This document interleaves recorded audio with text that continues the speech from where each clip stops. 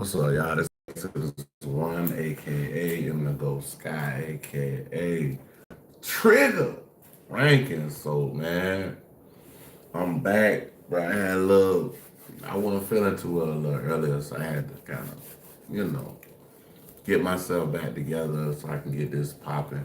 But anyway, man, I want y'all to like, subscribe, share, hit notification bell. Wherever y'all coming in from, man, let me know. City, state, Providence, country, wherever you coming in from, just let me know. Uh, Basically, we about to keep going down this rabbit hole, y'all. We about to keep going until we find what we need to find. So let's just see what's going on. We're gonna react to Mr. Let Go's channel. So y'all go check out Mr. Let Go. Um, we're gonna check it out and see what he got going on this one. So you think the video that we're reacting to says breaking. Mr. Kirk's assassination may be directly connected to Diddy's what? Mansion's getting raided. Wow, what? point of arresting Diddy was to shut down inquiry into what Diddy was doing? Get the data, right? I think they did it to get all the data away from Diddy because he was being sued in civil court. And so they arrest Diddy. Would they just convict him of? Nothing. Well, that's clearly the point of the first Jeffrey Epstein arrest. Wiener's laptop had kill switches in it. It was filled with crap that wasn't supposed to be there. We never get to see it. Supposedly 9 cops watched the videos on Wiener's laptop. They had to keep leaving the room because they couldn't stand what they were seeing, and all 9 are now dead. And there's names and faces and deadness, right? They're real people. Now you can say, well, maybe they died for other reasons. I go, but it's still 9 cops. You know, it's like the 5 cops who died after January 6th, right? Like 4 of them were suicides. According to AI, there were about 80 cops really in the thick of things. 4 of them died from suicide. So this is what we're about to discuss today. I'm about to show you the scary correlation between Charlie Kirk and Diddy. And you may say, well, how would you say that? Diddy didn't get shot. Diddy is still alive. Yeah. But why? Because it's really, really, really simple.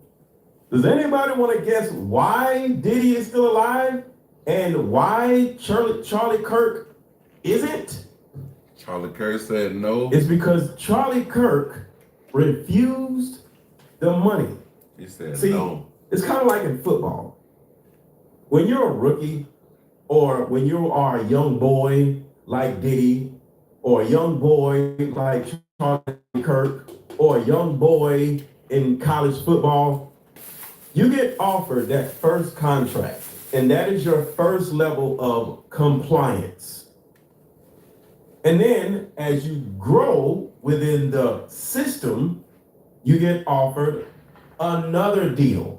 And that second deal you get offered in the NFL or in this world that we're talking about, or maybe the third deal, it turns into $150 million. And Diddy accepted the $150 million. But Charlie Kirk turned it down. So let's start here. Everybody hit the like. All of this is alleged. Y'all go check out my man, Mr. Let Go. Check him out. Button, hit the thumbs up button, and drop your city in the chat. Let me know where you at. Drop your city in the chat. Let me know where you at. Drop your city in the chat. Let me know where you at. This information is so nobody on the internet has ever thought of something like this. So I'm gonna play this again for the people who just coming in, and we're gonna keep going. Drop your city in the chat, let me know where you at, and make sure to hit the thumbs up button. How to find a person's location by What's their up? phone number. For example, if your brother is late coming home. Up button. So you think the point of arresting Diddy was to shut down inquiry into what Diddy was Get the doing? data, right? I think they did it to get all the data away from Diddy because he was being sued in civil court. And so they arrested. I said the same thing too. I said that they had to get all that data because why would they busting Diddy houses all over America, from LA to New York to Miami, go in all of those houses and don't arrest him then? That can tell you right there that they was fucking with they was fucking with Diddy. Diddy, what they just convict him of? Nothing. Well, that's clearly the point of the first Jeffrey Epstein arrest. Wiener's laptop had kill switches in it. It was filled with crap that Mr. Lego, y'all gotta go back and check my shit out from the beginning, man. Run that bitch back from the wasn't beginning. supposed to be there. We never get to see it. Supposedly 9 cops watched the videos on Wiener's laptop. They had to keep leaving the room because they couldn't stand what they were seeing, and all 9 are now dead. There's names and faces and deadness, right? They're real people. Did y'all hear that? All 9 of them who watched the tapes are dead. What? Why is Diddy not dead? Not saying that I want him gone. I'm not saying that. Because he complied. Diddy, in his mind, he did the Diddy parties. He did all the things that his handlers asked him to do. Diddy is literally in prison wondering why the hell he's in prison. Yeah, Because he's just like, yo, I took the money. I complied. I did everything y'all asked me to. Why the hell am I in prison or in jail? But he's about to go to prison because they're not going to let him out. But does anybody want to know the answer to that? It's simple, but I'll give y'all a second. Does anybody want to know why they put Diddy in jail if Diddy complied and took the money and did all the things that... Because they know from here on out, Diddy gonna really had to go a different route. Like they had to destroy Diddy. That's basically like the question he asking. I'm thinking he's saying they wanted to destroy Diddy so he won't be able to do no more work. Like, you know what I'm saying? Like when Diddy come around somebody to do some work, he gonna be like, hey man, they gonna be like, come on now, dog. Come on, man. yeah, nigga ain't doing no business with Diddy no more, bro. Like if he get out of jail, he gonna have to sue these folks, get their money, and then just like live his life out in the sunset somewhere. You know what I'm saying? Out of the public eye. they wanted him to do. He did one particular thing that he wasn't supposed to do. Anybody? The liquor company. I'll give y'all 10 seconds. The liquor company, the ATL. Come on now, let's see. What did he liquor company, do the that he was not ATL. supposed to do? He went against the liquor company. All right, I'll tell y'all. He sued Diageo. Come on. That is what he did. And once they started looking at him like, Come on now, dog. oh, Come on, man. hey. He instantly had his house raided. Instantly. And they didn't lock him up. Here's the thing, and this is what this... They didn't lock him up. What they did was they went in there and got whatever tapes he had or any type of little freak out type thing he had going on in there, bro. That's what they did. That's exactly what they did, big dog. Like, we gotta be real with it. God said, the reason why he went to jail was to hide what he knew. Right here. So you think the point of arresting Diddy was to shut down inquiry into what Diddy was Get doing? the data, right? I think they did it to get all the data away from Diddy because he was being He was being sued by all these different people. He got sued by Lil Rod. He got sued by Cassie. He got sued by all these people. And what does the getting sued have to do with anything? There's something called discovery. Discovery, yep. All that shit come out. All that shit come out. There's something called discovery. That shit come out. That means the court can go in. Like, that's how niggas know, like, if it's not a civil case, that's how niggas know niggas snitching on them. Cause you be like, you read your motion of discovery and you be like, damn, this the nigga that told on me. Like some people that had something to do with you with the crime together, you actually find out who the fuck told in your motion of discovery. To your cell phones. The court can go into your past. The court can go into your mama's cell phone. The court can go into anything that they want in order to find out whatever it is that they need to find out. So once he started getting sued and he started suing Diageo, they was like, all right, we got to put him in jail, because what does putting Diddy in jail help prevent? It prevents discovery, because he's in coming jail. out. Yeah, because it's going to come out. Anyone Damn. misspelled a word and felt embarrassed or stumbled over pronunciation. Damn, bro making good, bro making good He's points, in though. jail. Hey, bro, them know what they talking about. They know what they talking about, though. So now you can't get the discovery or sue him because he's in jail fighting a criminal case. And we all know criminal cases take precedence over civil cases. So you deal with a criminal case first. So that means there's no discovery, there's no information, nobody knows nothing until his criminal case is over. Now, all they got to do is keep Diddy in jail for like 10 years, because I don't know if y'all know it, Diddy ain't getting out. And I said that in the beginning.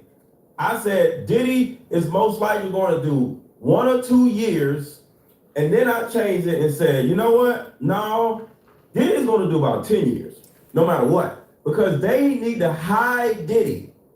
See, Diddy may be of some use later on, but they need to put Diddy in a freezer in order to get an understanding of what's going on with I ain't never other thought things. about it like All right? that, though. And all of this has a lot You to said do, they're gonna use them again, everything to do with one thing, whether it's the Epstein dude, whether it's Diddy, and whether it's Charlie Kirk. Now, one thing is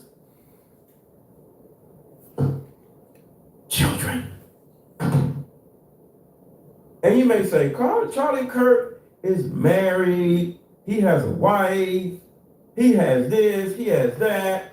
Why would he be, R.I.P. getting Charlie. into stuff like that? And you already know what I mean. The traffic lights. So we're going to use a lot of code words today. So we're going to use traffic lights.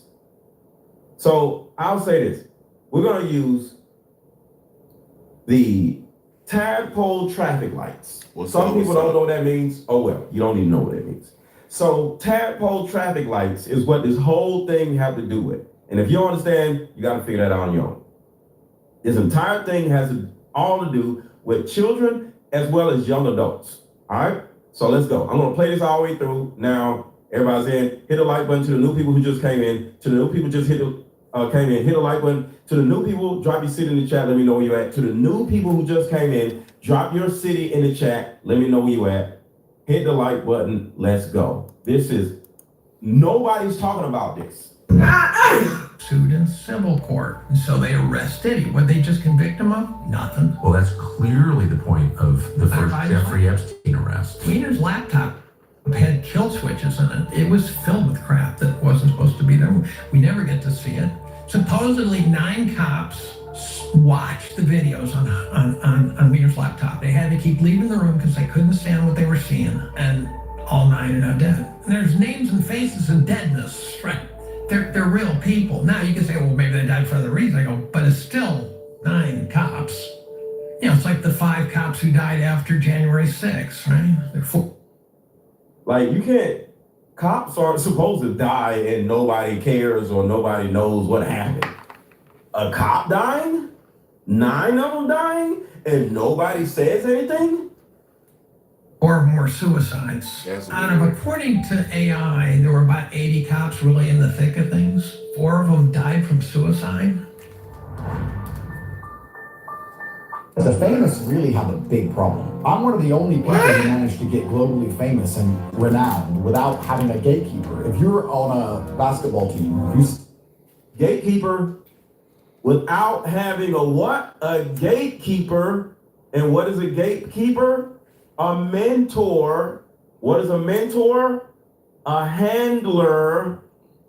say anything you're not supposed to say, you're off the team. If you're an actress and you say something you're not supposed to say, the producers won't hire you anymore. Record labels, YouTube, there's always someone who will shut you down if you start speaking in a way you're not supposed to speak. And the way they avoid this from happening is the same thing they tried to do to me. I got offered $55 million to sign a contract, and that contract was a sponsorship contract. But to avoid brand damage, I had to shut up about certain issues and change my opinions on certain things. And I declined the money. And soon after that, I was arrested. So what they try and do is give you a gatekeeper if you get famous without one. But primarily, people only get famous because of their gatekeeper. All of these famous people aren't even famous. They cannot allow you to be influential if they don't control you.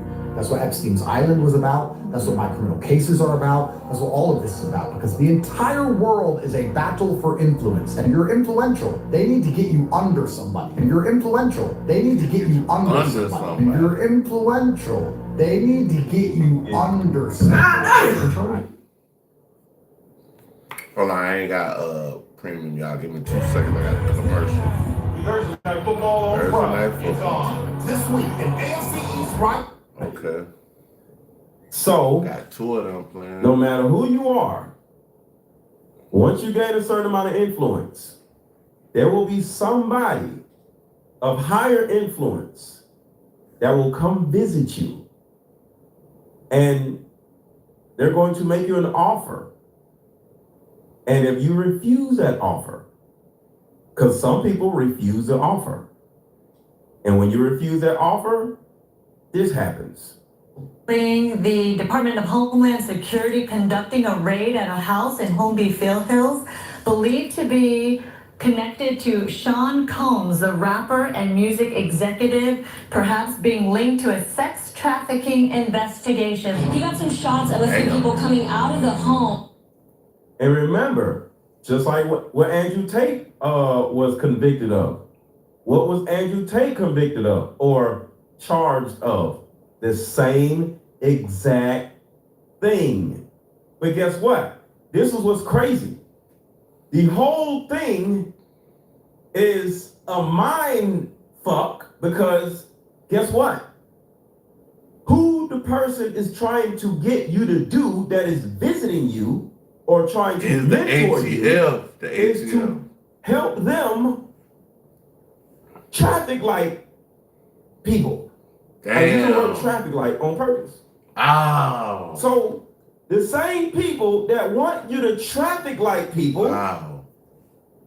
if you say no, they will get you caught up, and the charges that you'll get caught up with are traffic lighting people. So next thing you know, you're like, yo, I said no to the traffic lights, and I'm getting convicted of traffic lights? What the hell is happening? Hit a like button, hit a like button, hit a like button. Everybody in the But chat. that's the Man Act too, though. Let's go down the rabbit hole. Y'all check that out. Everybody The Man Act. driving the chat. Diddy. Let's go down in the rabbit hole. Okay, Let's hold go. on, hold on. So we gonna hit that rabbit hole, but check this out. Diddy basically the 2 lesser charges was trafficking. But how are you trafficking somebody when you're just giving them a airplane flight the way you at? You never touched these people or nothing. Like, that's true, dog. I got to the case. That's Put true. in the comments. Let's go down the rabbit hole. He never touched these Let's people. go down the rabbit hole. Those people have been detained. Now we're trying to still connect the dots. We do have some sources on scene here that we're getting this information from. We were actually the first ones. Yes, Diddy was actively being a traffic light. His mansion was right across the water from A strip club. we'll talk about that too. Where was his mansion right across the water from? Like, I got so much shit. Look, this is what I need y'all to do. It's 2 emojis. Picture of a rabbit and a picture of a hole. All right? Drop picture of a rabbit, picture of a hole, or you could just say, let's go down a rabbit hole. All right, some of y'all already know. To the people who are new to me, this is what we do over here. We go down a rabbit hole. Here with about 30 different law enforcement vehicles at least. There are 3 Bearcats on scene here. This just all unfolded, Sandra, I would say, less than 10 minutes ago. We got here even before the... And I want y'all to think about this. A year later, after all that crazy shit, he doesn't even get convicted of anything. After all of that, he does not get convicted of anything. No voice. Playboy Mansion, yes.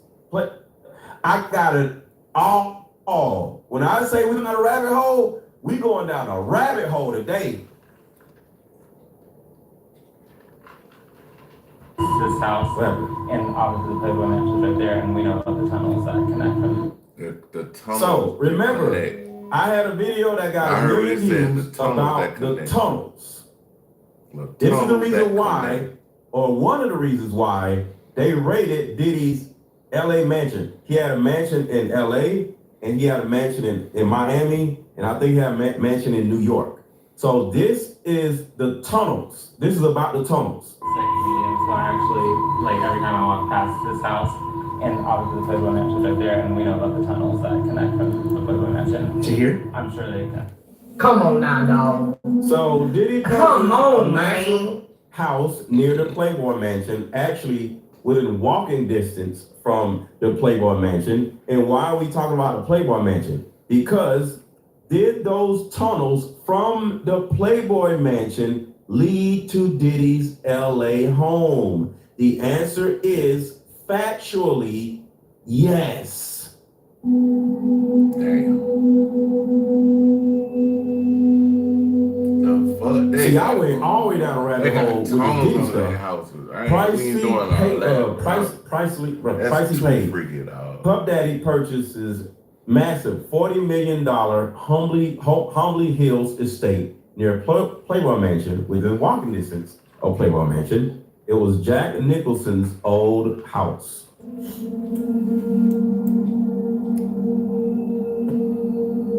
According to this story on Playboy, secret tunnels running from the Playboy Mansion to the homes of several nearby celebrities were constructed. The tunnels went beneath the Los Angeles Country Club to the homes of Jack Nicholson. Jack Nicholson is the house Diddy bought. Warren Beatty, Kirk Douglas, and James Caan.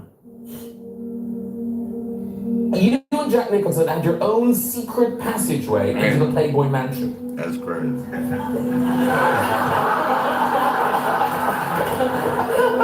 Is that true? L. Campbell said this is old news. Duh! See, when you go down a rabbit hole, you run into shit that you already seen. That we already See, seen. I'm helping the new people get an understanding what happened to Diddy. See, this is called setting the narrative, setting the tone. I have to put everything together. So basically, he's saying like, Diddy like Maya Lansky and them, and you know Maya Lansky and them, they had the receipts.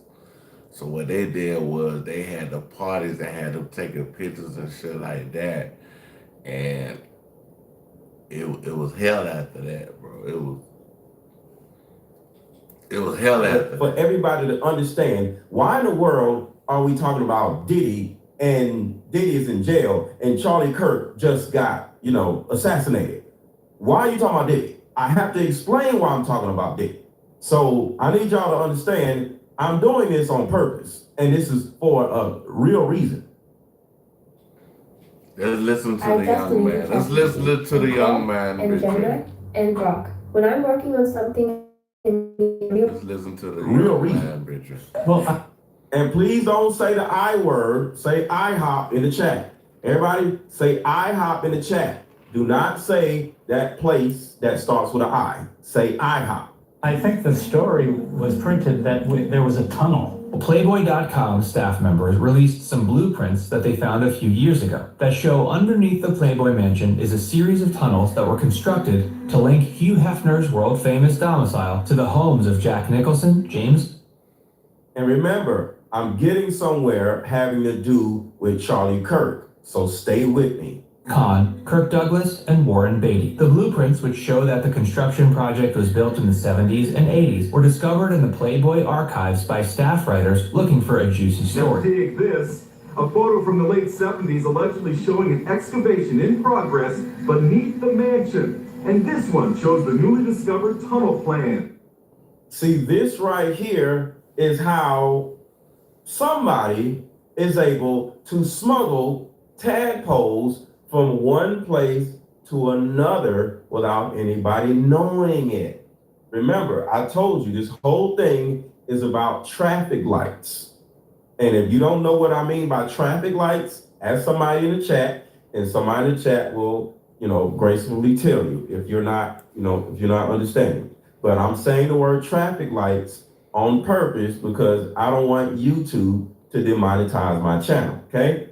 Put a 1 in the chat if y'all understand what I mean by traffic lights, because I need to make sure y'all are up to what's going on, because I don't want to lose anybody. So right now, everybody put a 1 in the chat if you understand what I mean by traffic lights. Come on, ones. Traffic lights, you got to use context, y'all, okay? Traffic lights doesn't mean traffic lights. What are you doing? You're driving in traffic, right? So you got to use that word, and you got to take that word, and you got to figure the rest out. So I'm using the word traffic lights, so YouTube won't know the hell I'm talking about, okay? So the tunnels were used to traffic lights. There were traffic lights in the tunnels, so you'll know where to go, where to stop and go with the traffic lights. Next thing you know, you can take this traffic from here to there without anybody knowing. Okay? Yeah, driving Mini Coopers. Yes, the traffic light was meant to bring Mini Coopers, tadpoles, So the words we're going to use is traffic lights and Mini Coopers. So they were traffic lights and they were smuggling Mini Coopers through the tunnels. That's why we're talking about tunnels right now, all right? All right, So y'all good? Just want to make sure. Check out the bunny logo on the plywood wall. The second time I met Oprah was at the Playboy Mansion. There's tunnels under the Playboy Mansion that lead to celebrities' homes. All kinds of. And when y'all hear how this is connected to Charlie Kirk, you're gonna be like, oh shit. So hang out. When you see the correlation, you're gonna be like, oh, this is gonna be crazy. And we've caught them. We've caught them all. We've got it all on tape. We've caught them all. And by the way, you gave the idea for the Logan Act against General Flynn. We better take a look at that because we caught you in a sense. And President Obama was sitting in the office. He knew about it too. So don't tell me about a free transition. All right, this right here gives you an understanding of who is in charge of what. And Charlie Kirk ain't on here, right? But there's certain departments, we'll say, all right? So this right here, just to give you an understanding, at the top, Universal Music Group, Warner Music, and Seagram Liquors. You see that Seagram Liquor. ATL. Who did Diddy sue that Alcohol, started this whole tobacco, situation? He sued Diageo. That's See, a lot of ATL. liquor companies, they get with rappers. Why? So Because I don't know if y'all know, liquor companies are backed by the government. This the alcohol. Alcohol is the first one. Tobacco, firearm, ATF. I know y'all all heard of that. So like, rappers bring the women. let's not try to and make women it. You know, get drunk. let's not try And to. the women end up Mini Coopers. See that? So liquor has a lot to do with a lot of this stuff because that's the first thing that the girl is going to drink. YouTube Premium is ad-free YouTube and the YouTube Music app all together. Is going to drink liquor. So it's easy to put it in the liquor. So rapper plus liquor equals traffic lights. All right. So then we got Atlantic, Lear Cohen. Lear Cohen is old YouTube. Russell Simmons. You already know about Russell Simmons. Rick Rubin. Rick Rubin was a weirdo. Clive Davis. Who was Clive Davis, y'all? Diddy's handler. Yeah, that's the dude that brought Diddy in. Like he old now. Like this man, like damn near 90 something. This man came. He might have came. Remember his name? I don't know for sure, but I'm just saying he's old. He old. He in his 90s.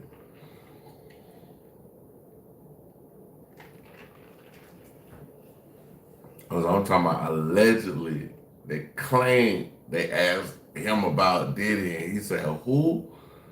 I don't know who that is." Like, so, like, you know what I'm saying? Like, hey, So we're gonna talk about Charlie Kirk's handler in a minute, but Clive Davis was Diddy's handler, and of course at the bottom is old Epi Stick. Shout out to old Epi Stick. All right. Jimmy Iovine is on here. Jimmy Iovine is dead, by the way. Why is Jimmy Iovine dead? Don't worry about it. He dead. None of your business. All right. Jimmy Iovine. What? So I don't know about that, y'all. You got to run that back. Jimmy Iovine, what? So we just going. We slowly going down the rabbit hole, y'all. We slowly going down the rabbit hole.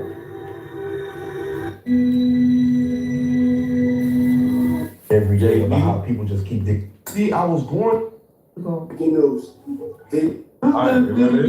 He had just adopted, where a lot of people started to point out that she allegedly looked like a girl who disappeared 6 years ago. He knows. Diddy adopted a white child. I want you to tell them the story. This nigga said he hit the DJ horn. He said Diddy's just a white Where's she now?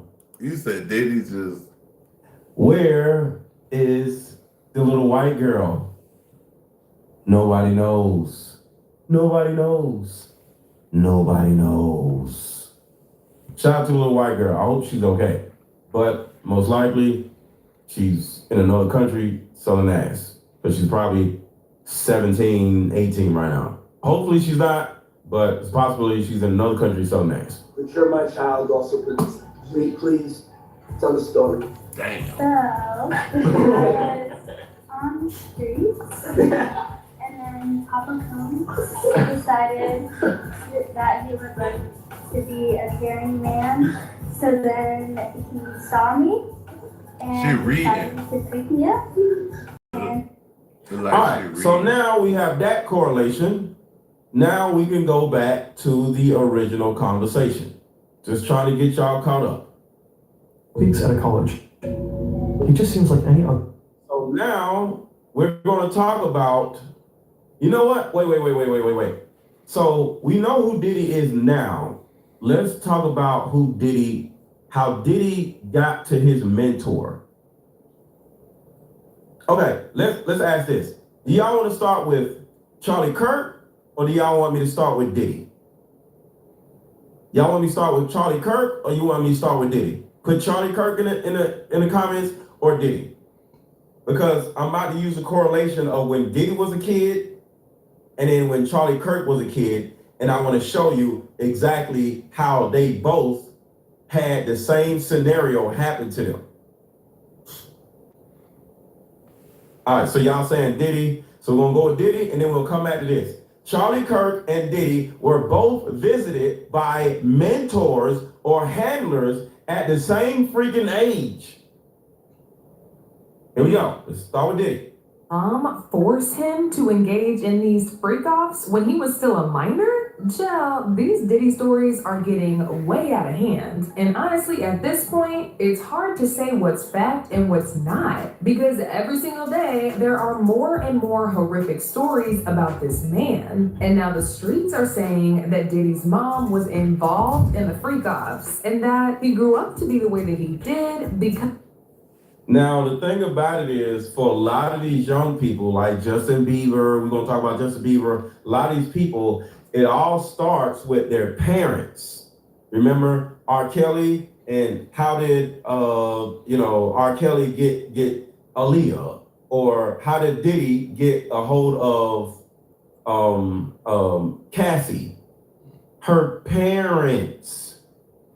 Your parents actually set you up to get with these grown-ass men or get with whoever. So it starts with your parents, your disgusting parents, right? So that's what's going on right here. Just like with this little white girl. Inside and play with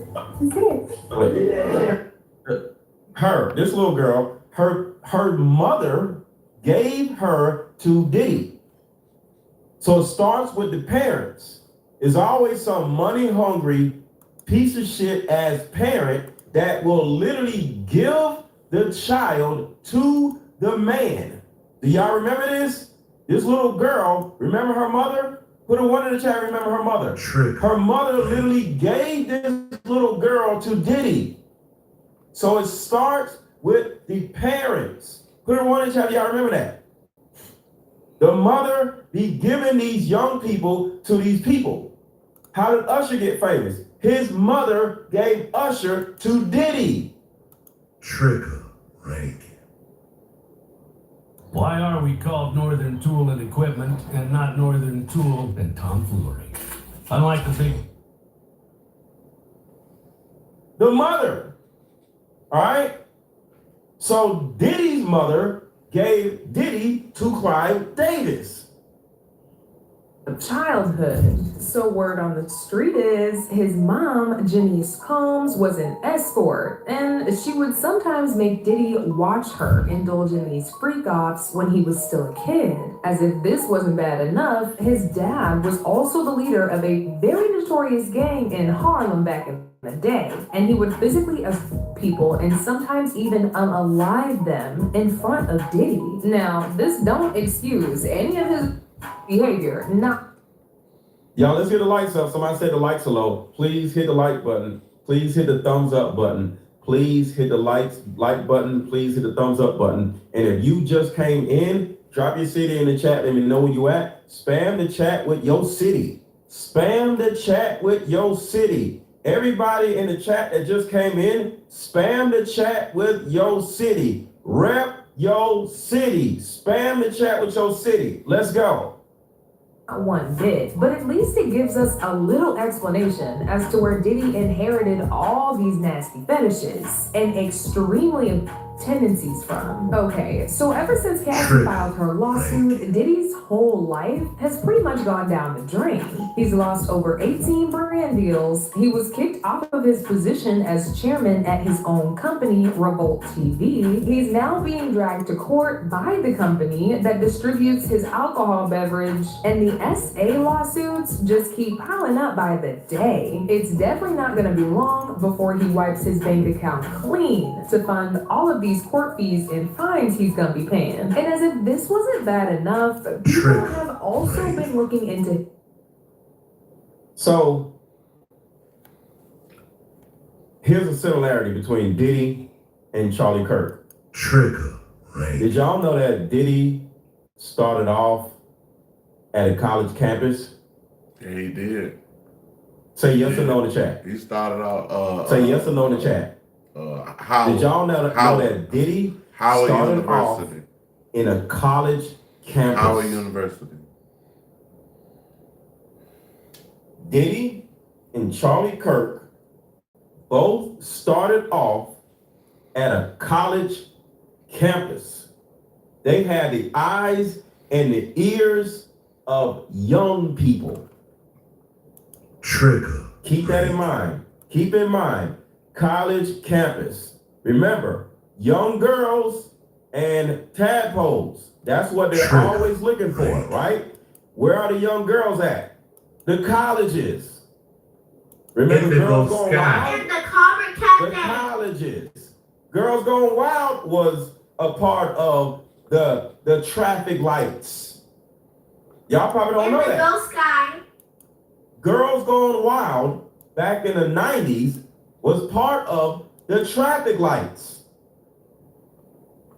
His family to try and figure out how Diddy came to be the kind of person that he is. And man, oh man, people found out a whole lot. It looks like Diddy's raging addiction to drugs, these freak-offs, and his against people is tied to his childhood trauma. See, Diddy was still a kid when his father passed away. So in order to provide for the family, his mom Janice was working 3 jobs, and allegedly escorting was one of them. My mother worked 3 jobs, and my grandmother worked 2. At an early age, I started my own paper route. According to the internet, Janice would sometimes bring some of the men that she hooked up with to the house. This is something that she would do often, and Diddy would witness it happen all the time, as if this wasn't all.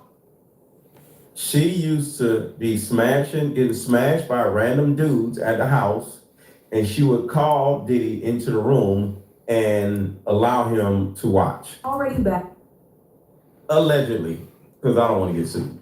Had enough for an underage kid to be seeing. It's also been reported by multiple sources that his father was a gang leader in Harlem. This was confirmed by Complex Magazine back in 2013. And he was unalive because they say he snitched. His dad was unalive when Diddy was very young, like a young child. They say he messed with Frank Lucas and all them boys.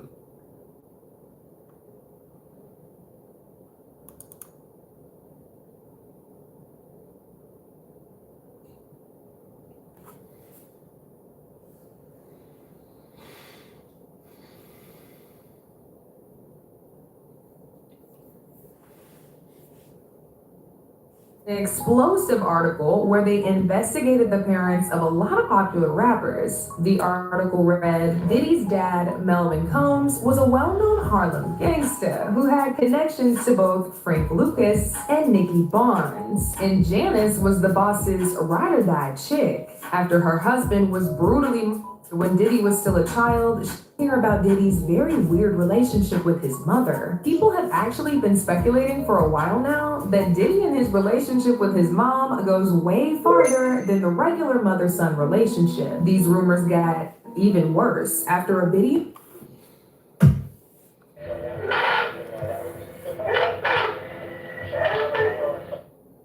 a local World War II veteran, a father, grandfather. After a Biddy? All right, so we got that correlation together. He had a weird relationship with his mom. All right, just like this little girl had a weird relationship with her mom. These people's mothers, just like Usher's mom, they give their children away, or they breed their children to become, something for something, I'll just say, because I don't want no problems with YouTube. All right, so now let me play this, and then we want to get into Charlie Kirk. I want to play this first. Was staged by Bill Ackman because Charlie's. Some of y'all seen this already, but I'm leading up to something, so be patient. An intervention was staged by Bill Ackman because Charlie's thoughts, Charlie's rational thoughts about were a no-no. Come on, y'all. I'm trying not to say nothing. Thank you, Nicole. Nicole says it's almost 2,000 people watching, and we got 320 likes. Do y'all think that's right? I don't want to stop the show, and I'm not, but do y'all think it's right? We got almost 2,000 people in here watching, and we only got 300 some likes, y'all. Can y'all please just hit the like button? That's all I ask. Or contribute to the channel also, Cash App, $AARN1000 if you want to contribute to the channel. But come on, y'all, can y'all hit the like button? We got 2,000, almost 2,000 people in here, and we only got 300 likes. Can y'all please hit the like button? I'm just asking y'all. Come on, man. Hit the like button, y'all, because golly.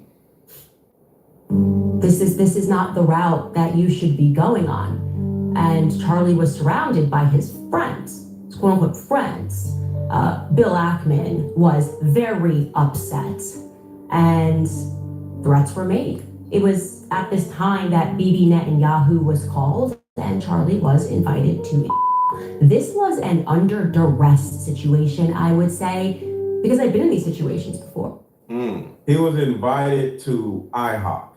We call the place IHOP here, all right? So he was invited to IHOP. When I started asking very sensible questions about it, as someone who had dedicated her political life to supporting many times alongside Charlie Kirk, I was met with the very same pressure.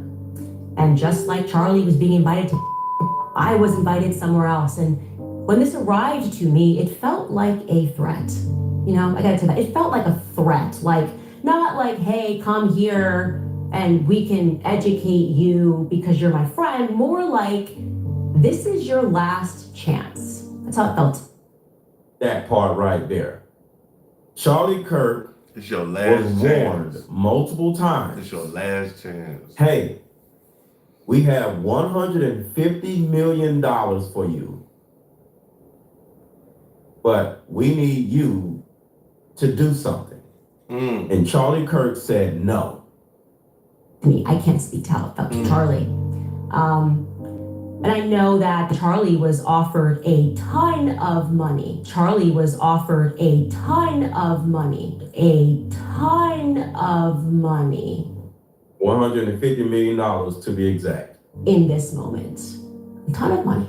Maybe would fund it, you know. Spend tons of money.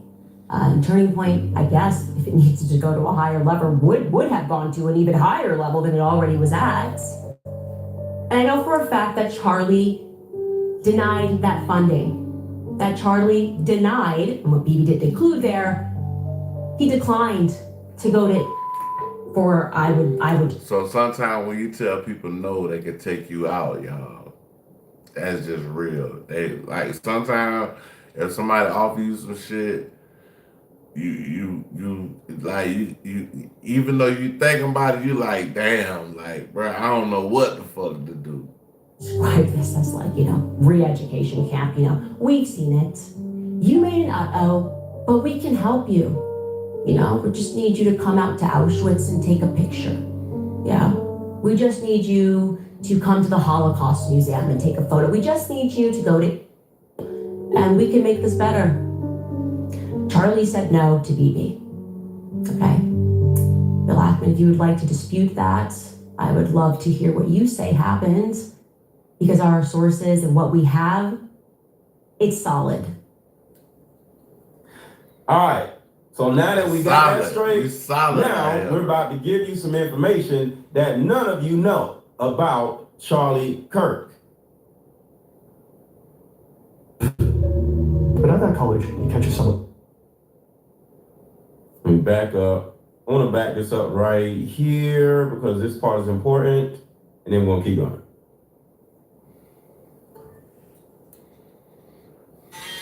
You're watching YouTube, but did you know there's a YouTube Music app where you can listen to rare covers of your favorite?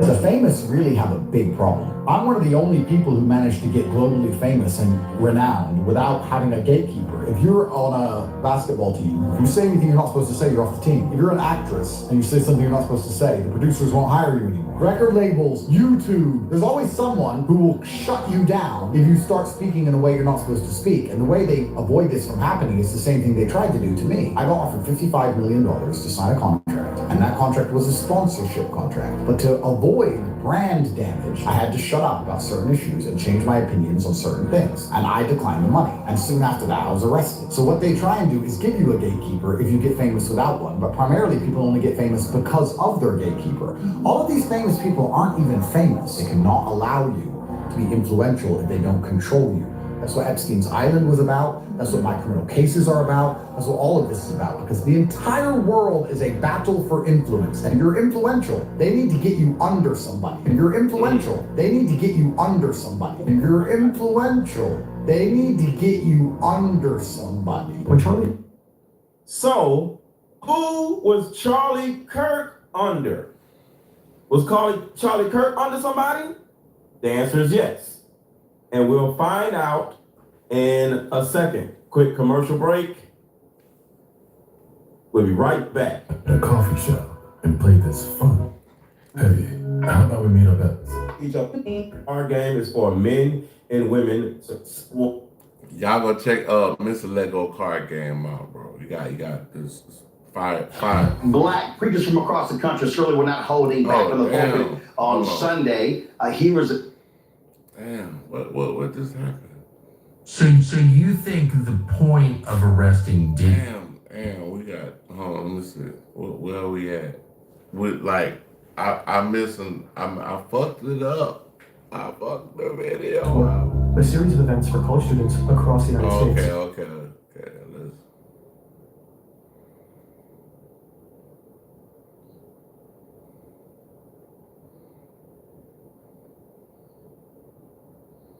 Tell us that they don't know if Jeffrey Epstein was working for another country. They don't know.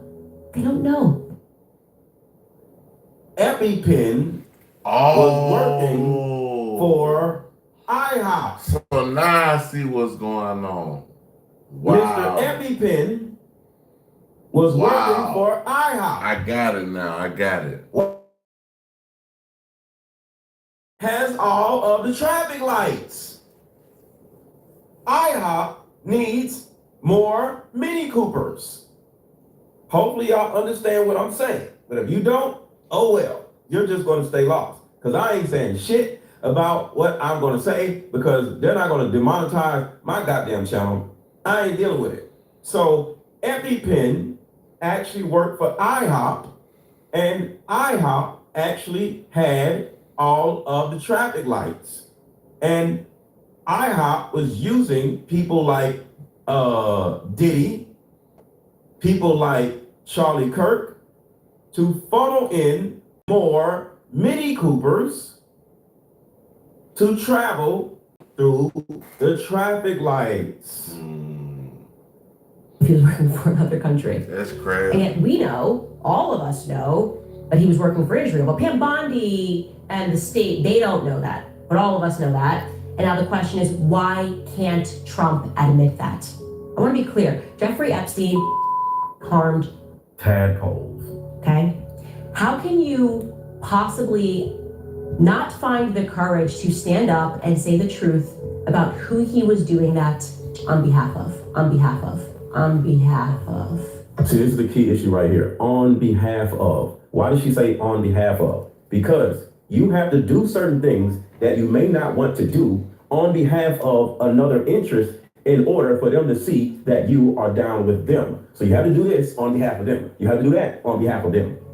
The same country that factually protects American Tadpole pets. catchers. They move to Israel after they commit their crimes against children. We're not stupid. Everyone's waking up to what Israel is. Everyone's waking up to the stranglehold that they have in our politicians, our foreign policy. And now we're going back and we're realizing that it's maybe always been this way. That our policy is essentially when it gets caught with its pants down, our government will still rush to defend them. Candace Owens was dropping bombs bombs tonight on her most recent episode, Why Are They Lying About Charlie Kirk, revealing that Bill Ackman, one of Charlie's biggest donors, gave the FBI $1 million for... Y'all hear that? One of Charlie Kirk's biggest biggest donors will still rush to defend them. Candace Owens was dropping bombs tonight on her most recent episode, Why Are They Lying About Charlie Kirk, revealing that Bill Ackman, one of Charlie's biggest donors, gave the FBI $1 million for a... He was Charlie Kirk's biggest donor.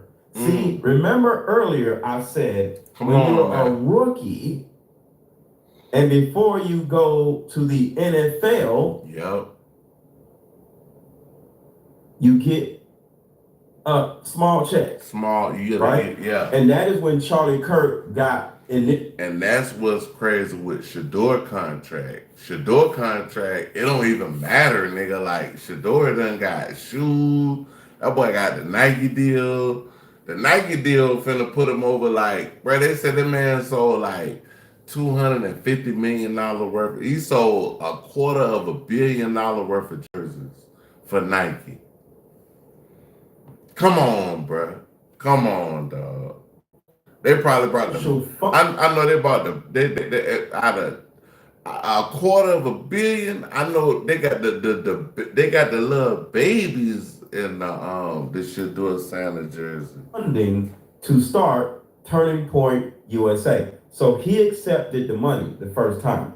Diddy accepted the money the first time because Diddy had the funding for the extravagant Diddy parties, right? That was the first check. So now you popping, everything's going good. And then as you grow, they offer you more money. And then you take the second check, which Diddy took. That was when Diddy started selling liquor. Y'all remember? Remember, Diddy ran the entire rap game for like 15 years.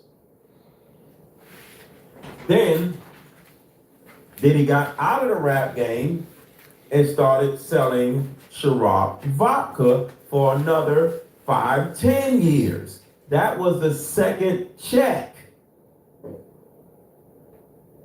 Do y'all see? The checks get bigger because the asks get bigger. Next thing you know, because all you got to do is follow the money. So this man right here is a billionaire, Bill Ackman, whatever the hell his name is. He pledged $1 million to find a killer. But forget about that. He was one of Charlie Kirk's biggest donors. See, what this means is Bill Ackman offered Charlie Kirk some money. He took it. So, let me back up. Bill Montgomery offered Charlie Kirk money first. Then as he grew up, got older, this other guy came in and started funneling money into Charlie Kirk's. Did they say nonprofit? Was Turning Point USA non-profit? Why is IHOP, the country, why is IHOP spending money for Turning Point USA?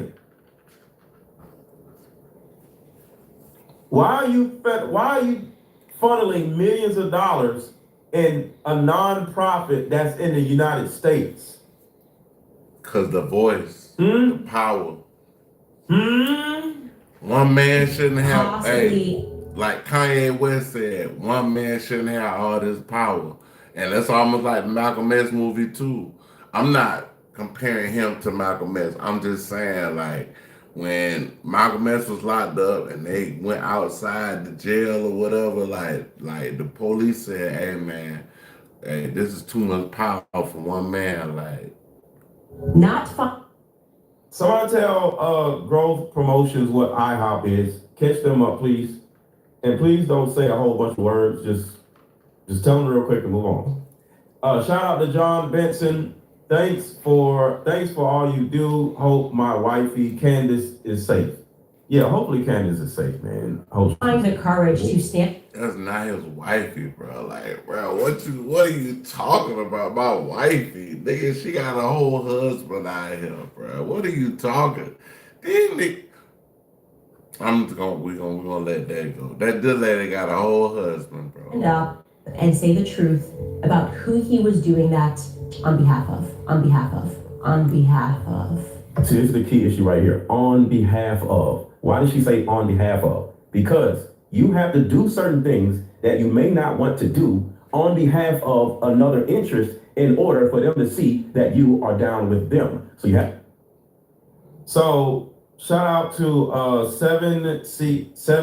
I don't know your name. It says IHOP is you get it, right?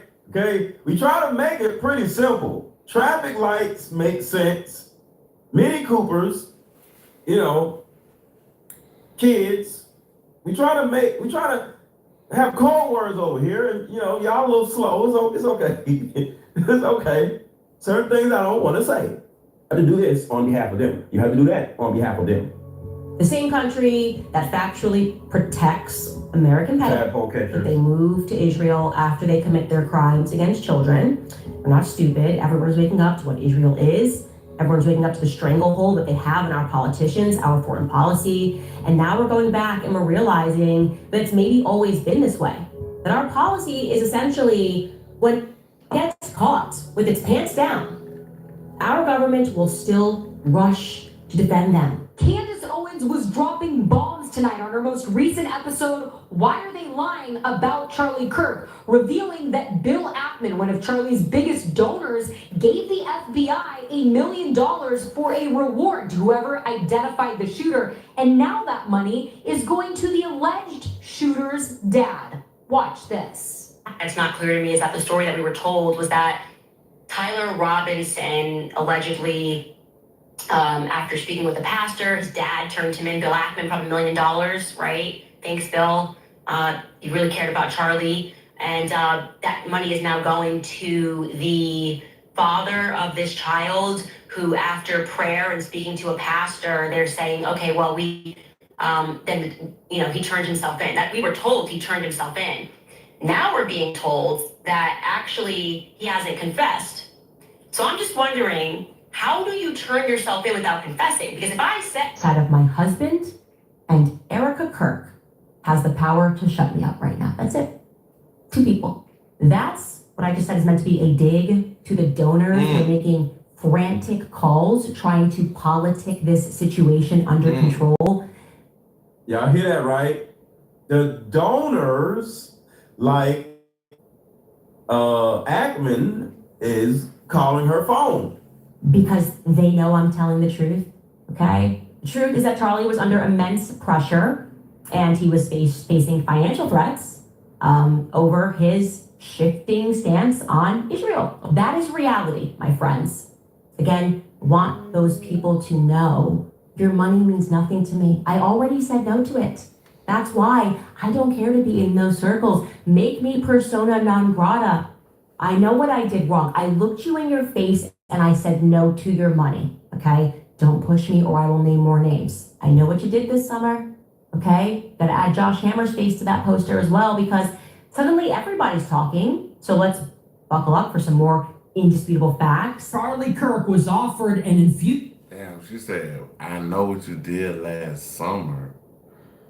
Like, that's cold-blooded. Like, that's cold-blooded right there. Like, I know what you did last summer.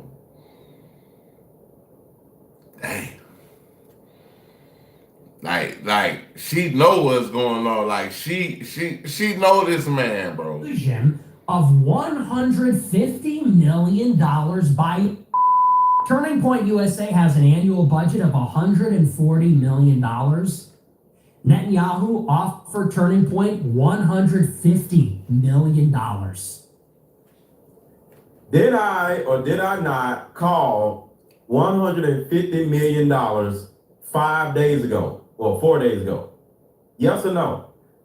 Did y'all remember? I said, how much do y'all think he was offered? And remember I said $150 million? Put a one in the chat if y'all was in that live stream when I said $150 million was the actual amount of money that he was offered. That was before anybody even knew. It was $150 million. Yes or no? Do y'all remember y'all? Some of y'all, when some of y'all was in there, say yes or no in the chat. For one purpose and one purpose only, to shield for harder. And shield for somebody is to prop up, is to give credit to, is to kiss ass to, okay? So when he said shield for IHOP, because that's what he said, shilling for IHOP, meaning I love IHOP. IHOP can do no wrong. I eat at IHOP every day. I love their pancakes. So he was already, Charlie Kirk was already on IHOP's side, but what was going on is he found out something fishy was happening with IHOP. So he was like, hey, I might want to go to Waffle House. And they started being like, whoa. Here's $150 million. We need to keep you over here supporting IHOP. Don't go over to Waffle House. And that is what happened. And then he turned around and turned the money down. That's crazy. Managing your business doesn't have to take up your mornings. With Zero, you can handle it all before your morning coffee. When I first started my money down. Turning Point USA is already pro. They're not anti. They've never been. Charlie Kirk has in the past criticized Bibi Netanyahu. He has criticized secular left-wing in America. He has criticized a war with Iran. He has never opposed in itself. Offered him $150 million to be more pro than they already to be harder in their support. And Charlie Kirk refused the money. And I have independently confirmed that, by the way. I've heard that from 4 people. 4 people that I trust that are in the know. So this is coming from Candace Owens, a friend of Charlie Kirk. So basically, it sounded like whatever these people say go, like I could change the world. Like, this is crazy. This is coming from Max Blumenthal, who purports to have a source. And I have heard from a handful of people independently of those sources that this offer was real and that Kirk turned down the money. Netanyahu asked if he would come visit Jerusalem and give him the re-education tour. The one that Elon Musk took, the one that our Speaker of the House took, anyone that's ever criticized been subjected to, he refused that as well. They offered to bribe him. Is sweeping the country, and it's a card game called Like Mother Like. Y'all check my man card game out, bro. Mr. Let Go, you got a card game. Y'all check it out. Y'all know what A&F is? Somebody say in the chat. Who is A&F? Come on, y'all. Y'all smart. Who did Cassie work for before she got with Ryan Leslie? Who is A&F? Come on, y'all. Tell y'all that Diddy did not groom Cassie. Let's go down the rabbit hole. Cassie started modeling at 14. Modeling is the gateway into Cassie. Traffic lights. Used to model for a clothing brand called A&F. So we all know what they were doing. I do remember A&F as a they got caught up in the same scandal that Diddy got caught up in, right? The same exact scandal. So Cassie was over there before she even got with Ryan Leslie, or while she was with Ryan Leslie, but well before she got with Diddy. So Cassie was not a victim. And I said that from the beginning. Cassie was a whore. I said that from the beginning. And when you was able to see all the proof, when they was in court, you see, Cassie was a whole whore. I gotta keep it cute here on TikTok. The guy who used to be the CEO of A&F got exposed for quid pro quo, doing the same thing that like quid pro.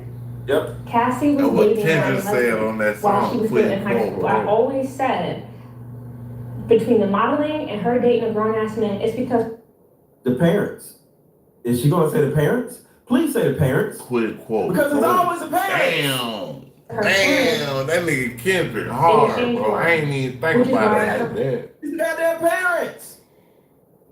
Cassie's parents handed her over to not Diddy, Ryan Leslie, Abby Cumberry, and whoever. I don't want to say the whole name. That's crazy, cuz. Not Diddy. I got music right now that I have did on, like, Ryan Leslie music, like you know, so I know people that actually know him, and I done did music basically with him on one of his tracks that he produced.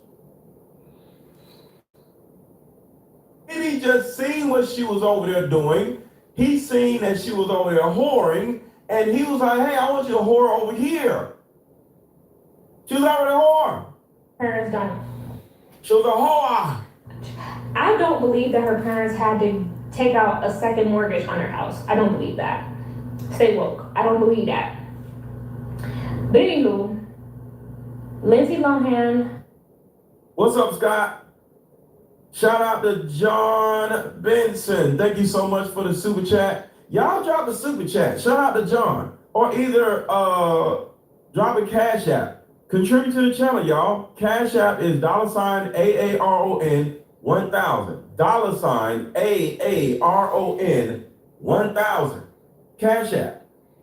My cash app XODUST and the number 1 at Gmail. Well, not at Gmail, but you know. Drop a $5 cash app, $10 cash app, $20 cash app. If every last one of y'all drop a $10 cash app, I would be rich. Come on, y'all, contribute to the channel. So, John Benson said, just found you randomly, and I'm glad I did. Your content is great. I'm subscribed and a fan. Shout out to you. Thank you so much. And if you could take a moment to talk about the left-right paradigm, whatever, I can't, paradigm illusion. Keep doing, yeah, I think he's trying to say paradigm. Yeah, it's a paradigm. Like, that's what, like, paradigms, like, when you, like, it's a thought process, you know?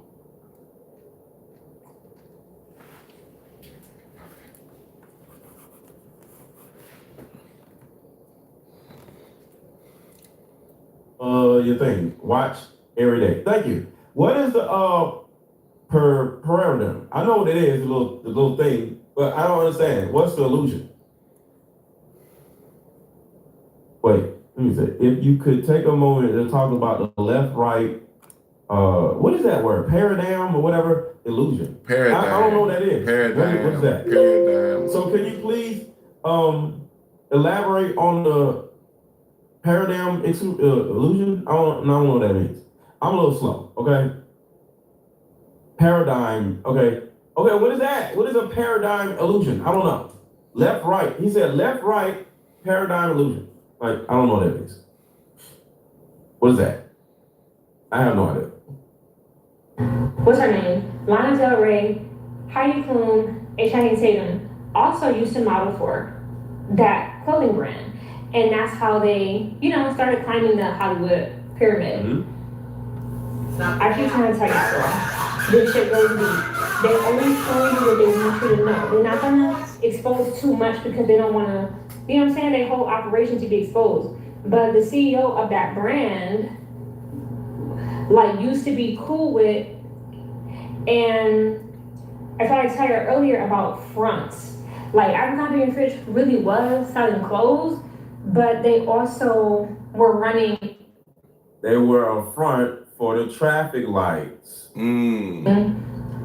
A background operation where people would move from place to place, and when they moved from place to place, they like Diddy had the tunnels, right? Do y'all see the correlation between Cassie, Abercrombie and Fitch, Charlie Kirk, IHOP? All of this stuff is all the same shit. It's just different players. It's like football. It's just different football teams. You got actors doing the shit. You got rappers doing the shit.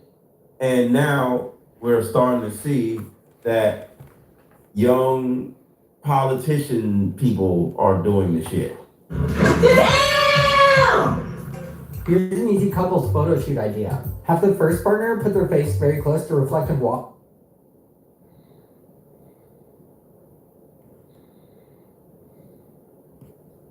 and then use the panorama mode on your phone and rotate down until her face is exactly in the middle.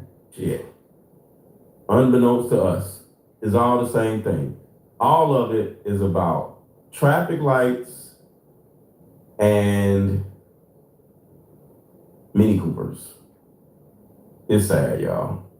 would get undressed when they did. So, you know what I'm saying? I gotta keep it cute because TikTok don't really like this topic, but I just say all that to say, by the time Cassie made it to Diddy, she was already involved in that life. Let's talk in the comments.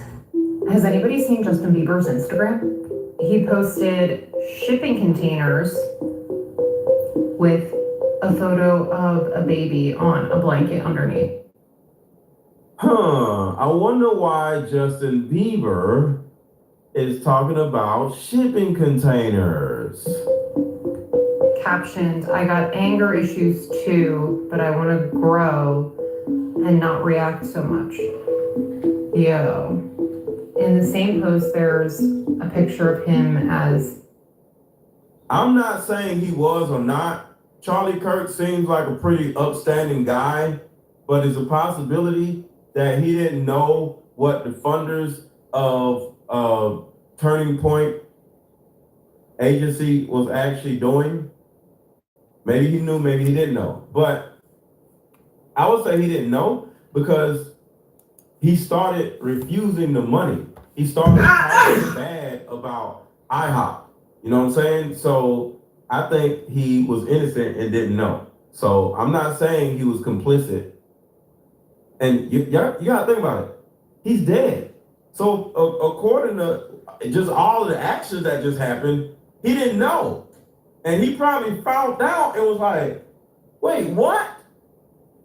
My whole Turning Point agency was set up so we can set up traffic lights? What? And they say, no, bow. So no, I don't think he knew. A child. And who remembers a few months back when there was demands to open the shipping containers? Look at the location, Diddy's house, and look what's right here.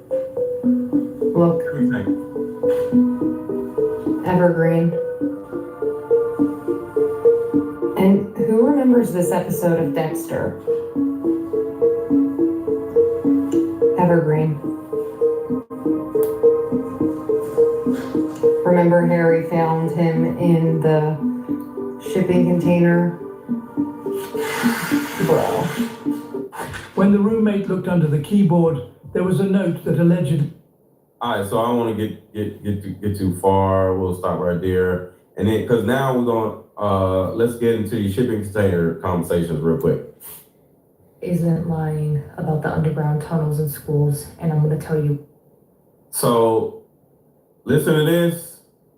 This is in actual schools.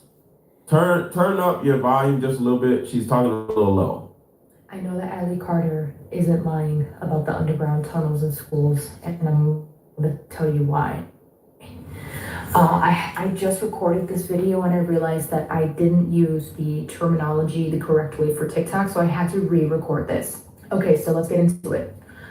When I was in junior high school in Queens, New York, I went to a school called RFK Jr., Robert F. Kennedy Jr. And it was in Queens, New York. I had a group of friends who loved spooky things.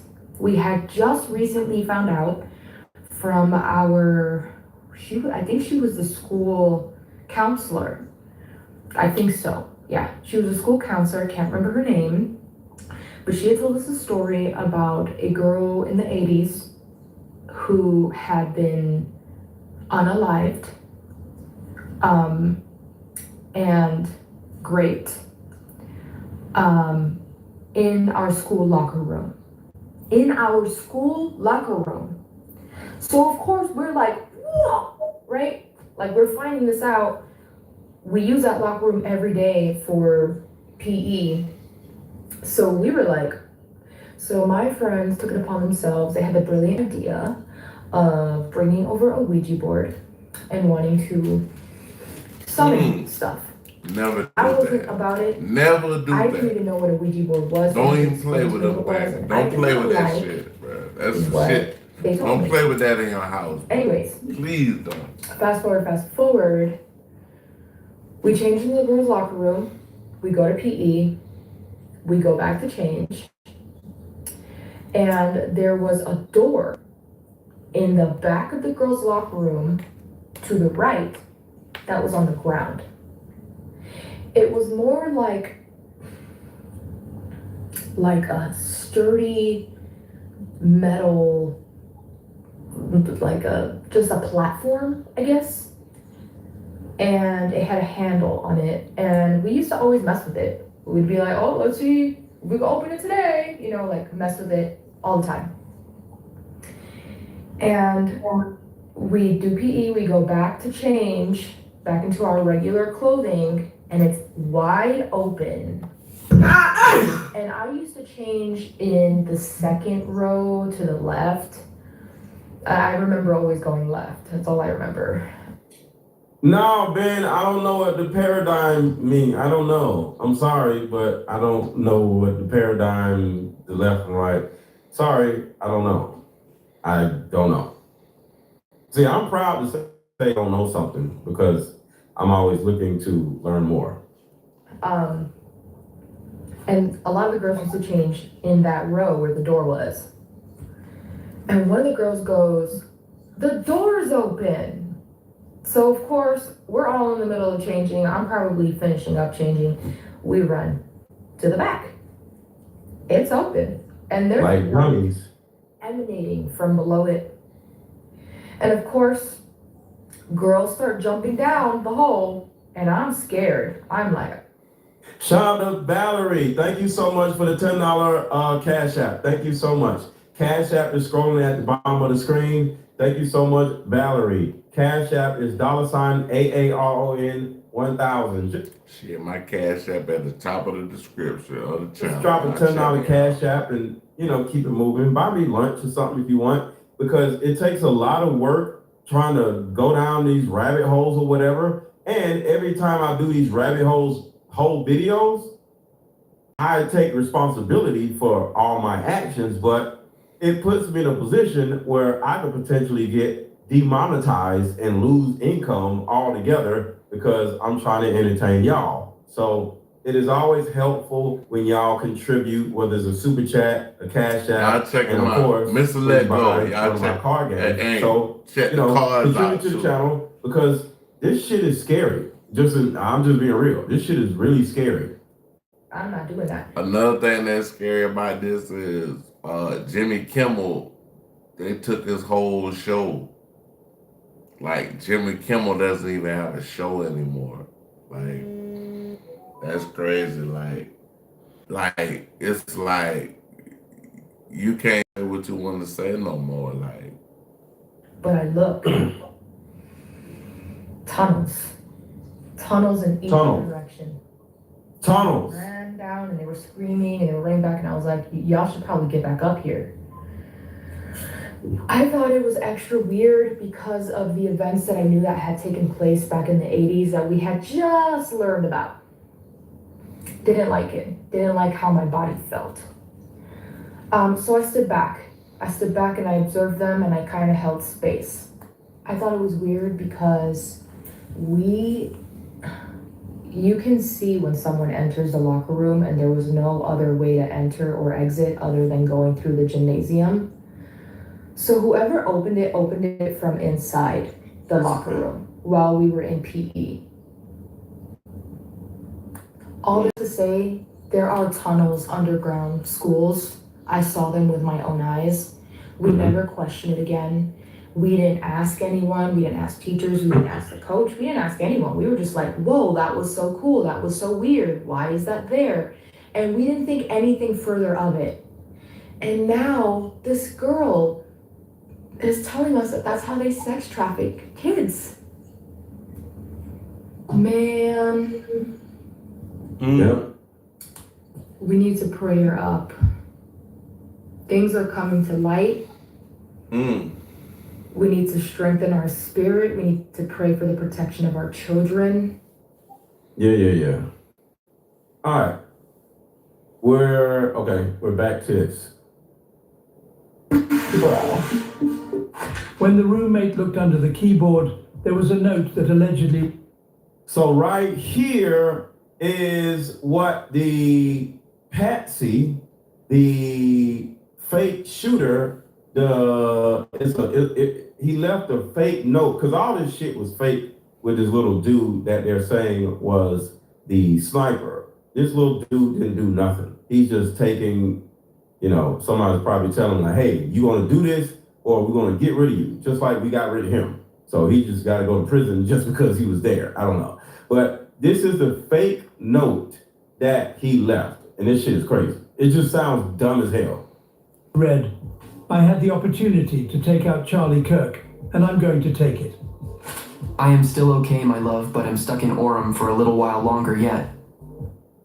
Young people don't say my love. That sounds like some old people shit. So it starts off just wrong. Ain't no young person, ain't no Generation Z talking about, hey, I just did my love. Who the fuck talks like that? Shouldn't be long until I can come home, but I gotta grab my rifle still. To be honest, I had hoped to keep this secret till I died of old age. I am sorry to involve you. Thank you, John. You weren't the one who did it, right?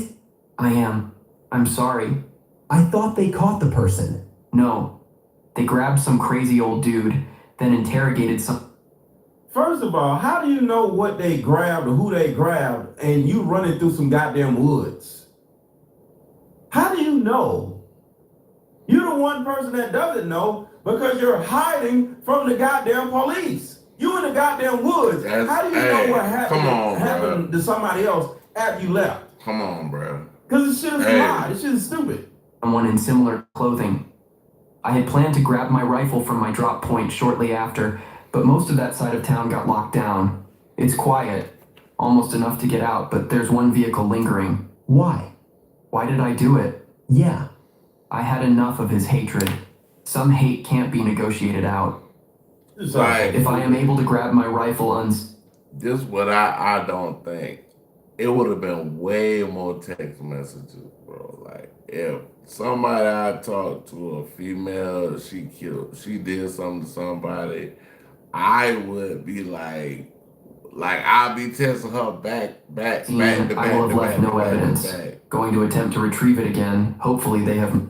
Now right here, if he said, if I had my way, I would have left no evidence. But this stupid idiot, one... Blend your imagination and slip into a new reality. Where will for real take you? One, left this fake letter, and 2, he left the goddamn rifle. So how can you turn around and say, I'm not gonna leave any evidence, but you leave evidence?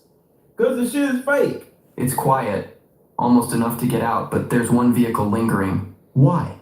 Why did I do it? Yeah. I had enough of his hatred. Some hate can't be negotiated out. If I am able to grab my rifle unseen, I will have left no evidence. Going to attempt to retrieve it again. Hopefully they have moved on. I haven't seen anything about them finding it. How long have you been planning this? A bit over a week, I believe. I can get close to it, but there is a squad car parked right by it. I think they already swept that spot, but I don't want to chance it. I'm wishing I had circled back and... Can we get to 1,000 likes, please? And thank you. Can we get to 1,000 likes? 1,000 of you have not hit the like button. 1,000 of you watching right now did not hit the thumbs up button. Please hit the thumbs up button. Grabbed it as soon as I got to my vehicle. I'm worried what my old man would do if I didn't bring back Grandpa's rifle. EDEC if it had a serial number, but it wouldn't trace to me. I worry... Charlie Kirk got taken out by Grandpa's. Man, that shit don't even sound... About Prince, I had to leave it in the bush where I changed outfits. Who the hell is sitting around telling them the person that they love about some goddamn fingerprints? Like, this is the stupidest shit I've heard. And this is what the feds came out with. Didn't have the ability or time to bring it with. I might have to abandon. Bring it with? Thank you, Ben. Hit the thumbs up button, y'all. Who says I didn't bring it with?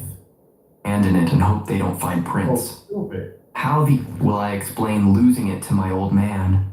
Only thing I left was the rifle wrapped in a towel. Remember how I was engraving bullets? The messages are mostly a big meme. If I see notices bulge ooh-woo on Fox New, I might have a stroke, alright, I'm gonna have to leave it. That really sucks. Judging from today, I'd say Grandpa's gun does just fine IDK. I think that was a 2K-like scope. Delete this exchange. My dad wants photos of the rifle. He says Grandpa wants to know who has what. The feds released a photo of the rifle, and it is very unique. He's calling me RN, not answering. Since Trump got into office, my dad has been pretty diehard MAGA. I'm gonna turn myself in willingly. One of my neighbors here is a deputy for the sheriff. You are all I worry about, love. I'm much more worried about you. The dumbest shit I ever heard in my goddamn life. They think we're stupid. Quick commercial break. We'll be right back. How about we meet up at a coffee shop and play this fun dating card game? What happened? Family, yeah.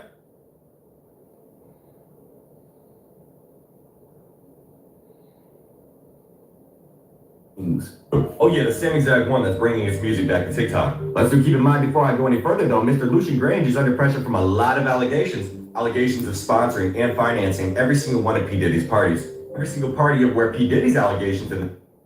Lucian Grange was sponsoring Diddy's parties. Just like, what's the guy's name? Just like Bill Montgomery was funding Kirk's Turning Point USA. Themselves originate from, saying that Lucian aided and abetted Combs' behavior by sponsoring gatherings where underage girls were reportedly drugged and provided vast sums of money to Combs, who allegedly used it for what? But like I said, the music industry is very dark, and there's always another puppet master. This is Mr. Lear Cohen. How do you think Lucian Grange got that position to begin with? Oh.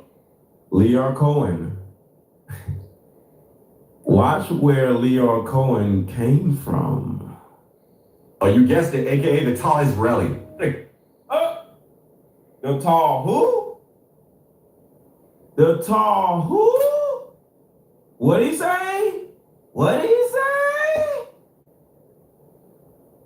Lear Cohen. He's from IHOP.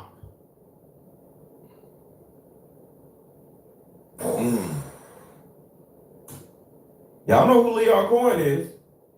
Lear Cohen is from IHOP. Music industry is very dark, and there's always another puppet master. This is Mr. Leo Cohen. How do you think Lucian Grainge got that position to begin with? Oh, you guessed it, aka the tall Israeli. The tall Israeli. This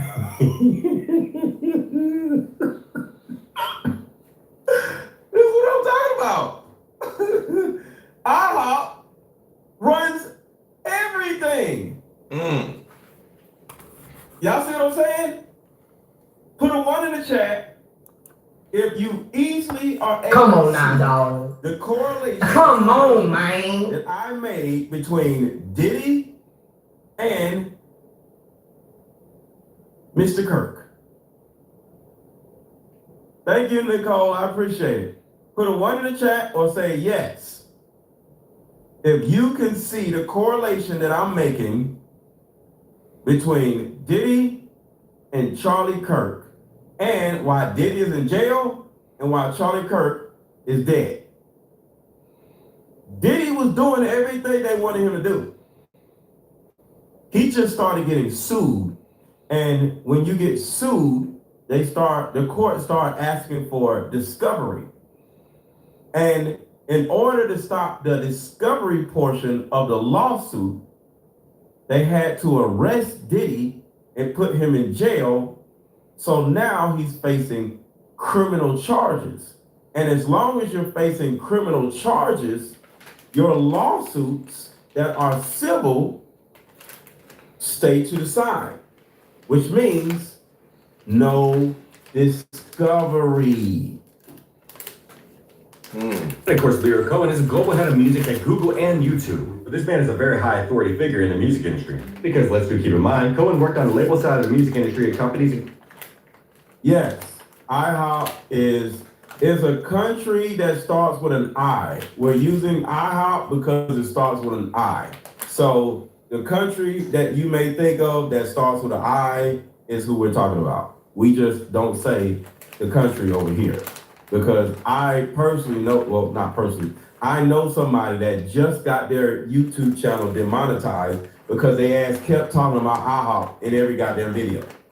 Including Warner Music, Def Jam, Isla Def Jam, and 300 Entertainment. I do keep in mind, Leo Cohen in himself is somebody that Tupac and himself was sketched out about. And ironically, not even 2 years after Tupac's death, in 1998 and 1999, Cohen brokered the deal to sell Def Jam to Universal, creating the Island Def Jam music group, which combined Def Jam, Mercury, and Island Records. And as you can see at that time, artists under his watch at Island Def Jam included none other than Jay-Z, Bon Jovi, Ludacris, and Mariah Carey, just to name a few. All very sketchy artists, but like I said, Mr. Leo Cohen himself is the victim of many allegations, including from a CIA agent that confessed the agency's creative rap music to fill private prisons. Mr. John Holmstein, a retired CIA agent, has admitted on national Russian television that hip-hop was a psyop invented by the CIA in the 1980s, and the agency is...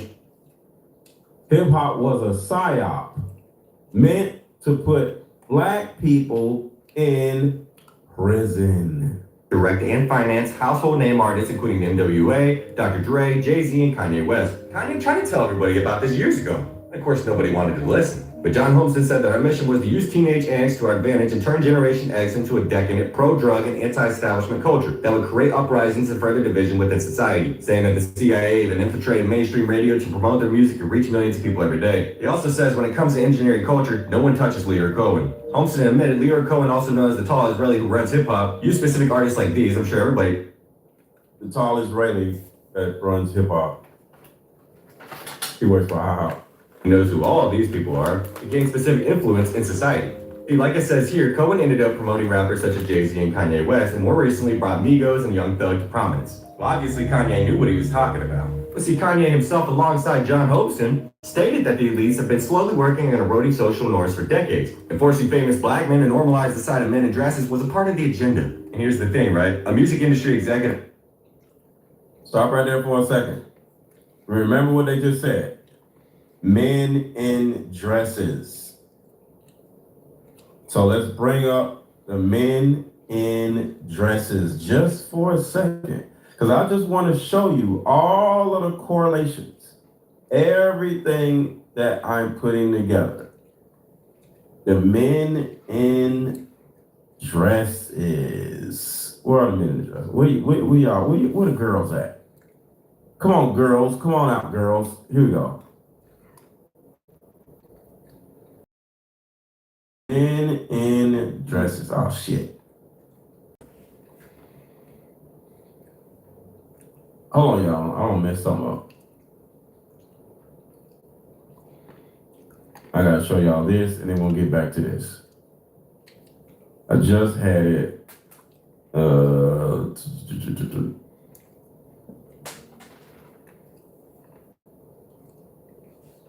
Come on, man. Sorry, y'all.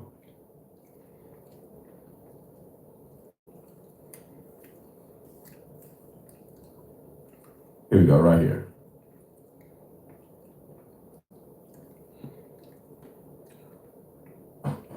To go publicly and say we can't throw our sister under the bus. When you tell the truth, you have to deal with the repercussions of the truth. We black out here. We can't come out here. The men in dresses is all connected. We do it any kind of way we want to. This is the money game. This ain't the black man's game. This ain't the white man's game. This is the money game. What's up, Carmel? And you cannot sacrifice yourself. The best thing you can do for poor people is not be one. For the money game, it's called the integrity game. And we've lost the integrity. You see how Steve Harvey is up there sounding like a whole goddamn slave? Worrying about the money. One more. And wait a minute. I cannot, for the sake of my integrity, so I can make a statement. What? Bro, what are you talking about, man? I'll be all the monkey you can stand.